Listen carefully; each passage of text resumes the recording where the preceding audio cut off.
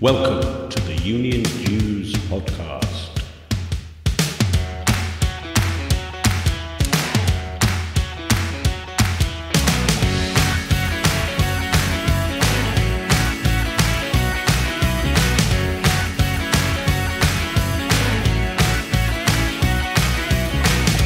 The UK's only all things union podcast, designed for your downloadable digital delight and appreciation. In this episode, Eric Lee on LaborStart's global solidarity campaigns, Professor Mel Sims on why social media is not a magic bullet for organising, and Basit Mahmood with his Radical Roundup.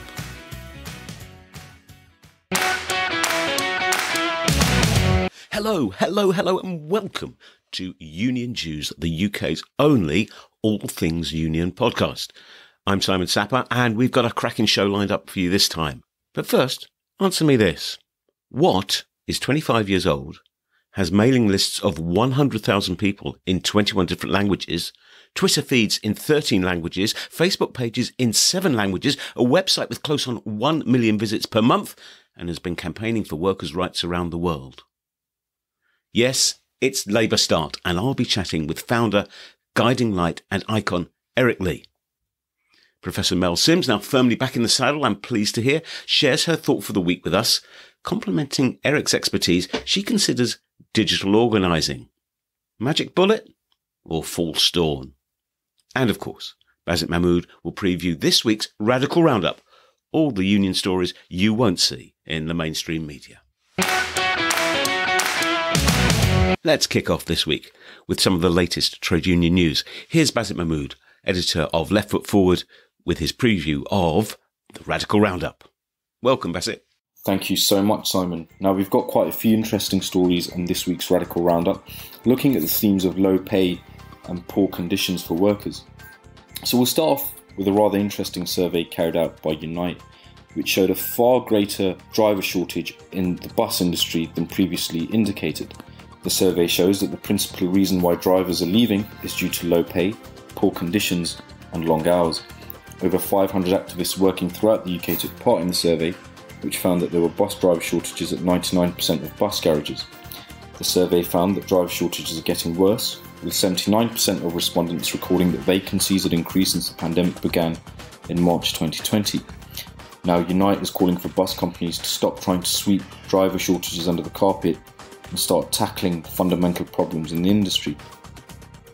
Now, sticking to the theme of low pay, the TUC says that the Prime Minister must increase sick pay so workers don't face financial hardship this Christmas.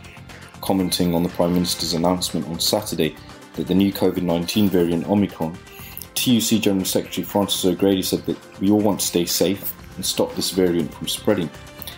Francis added that a failure to do so will have a devastating impact on public health as well as the economy. Francis added that more workers may now need to self-isolate and we need to protect them from financial hardship, urging ministers to raise sick pay to the level of the living wage and make sure every worker can get it. And finally, GMB members at Panasonic Cardiff have walked out for a third time in a dispute over low pay. Workers are set to down tools on the 6th of December, with more dates expected to be announced soon. That's all from me in this week's Radical Roundup. You can find the full Radical Roundup on Wednesday at Left Foot Forward's website. Back to you, Simon. Thank you very much indeed, Basit. That is shocking, those stats about bus driver shortages. I mean, the sector's in such a mess anyway because of deregulation, and it's almost as if you wanted to design deliberately a kind of race to the bottom scenario when it comes to employment terms and conditions. Yeah, I mean, you'd be hard put to come up with anything better than the British bus sector. And Francis, of course, absolutely spot on in the call for proper sick pay. We can't, if we're going to learn the lessons of the last wave of COVID for this latest wave, then one of those lessons has to be that you cannot have a situation where people can't afford to self-isolate if that's what the medical and scientific advice is. It's suicidal in an economic and public health sense. Just have to hope that the government has got that one under its belt. Now to our feature guest. I'm delighted to welcome Eric Lee onto the Union Jews podcast. Eric was born in 1955 in New York City and is the founding editor of LaborStart. He wrote The Labour Movement and the Internet, The New Internationalism in 1996 and has published several other books. Eric was an editor for the social democratic magazine The New International Review and has also worked as a computer programmer. He lived in Israel for a while, and while he was there, he was politically active in the peace movement and the left generally. In 1998, Eric moved to London to work as an ICT coordinator for Labour and Society International, whilst also working as a consultant for British and international trade unions.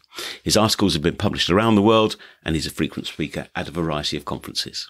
Eric Lee, founder and guiding light for LaborStart, you're very welcome to the Union Jews podcast. Thanks for joining us. Thanks for coming here. Well, it's a great pleasure. LaborStart truly is a bit of a phenomenon, isn't it? What's the kind of footprint of it? I was reading somewhere that even 10 years ago you had getting on for 750,000 monthly hits on the website. I can't comment on hits on the website. I don't count them. I don't think they're very important. And when people tell me how many hits they're getting, I tell them, well, that's nice, but it doesn't. What really matters is how many people support our campaigns, how many people are on our mailing lists, how many receive the mailings, how many respond to the mailings, how many people become voluntary correspondents, how many people are engaged in the project. And that's big. Those are big numbers. So, how big is big? Big is the English language mailing list, which is our largest mailing list. And this is a very clean list with no duplicates and no dead people on it and no bad addresses on it. It's automatically clean. Is over 71,000 names. 71,000. Wow. Yeah. And presumably that embraces the English-speaking world. It does. And it's very strong in the UK, obviously, but also in Canada, Australia, New Zealand, South Africa, and a lesser footprint in the US. Sure, but that is just one part of the global population. And I think you translate into over 25 languages, I think? Yeah, we have. We have the capacity to do something like 35 languages these days.